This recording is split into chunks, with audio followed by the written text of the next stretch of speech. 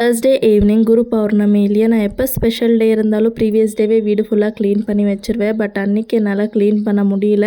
காலையிலேருந்து வீடு க்ளீன் பண்ணுறது, பூஜை ரூம் க்ளீன் பண்ணுறதுன்னு சொல்லி எல்லாம் செஞ்சு முடிக்கவே ஈவினிங் போல் ஆகிடுச்சு. அதுக்கப்புறமா வீட்டில் சூப்பராக விளக்கேற்றி சாமி கும்பிட்டாச்சு.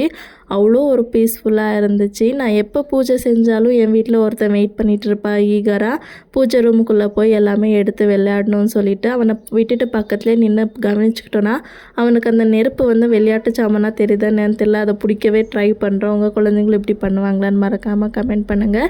இன்றைக்கி சாய்பாபா கோயிலில் ரொம்பவே விசேஷம். காலையிலேருந்து ப்ரோக்ராம்ஸ் அரேஞ்ச் பண்ணியிருந்தாங்க. காலையில் என்னால் போக முடியல.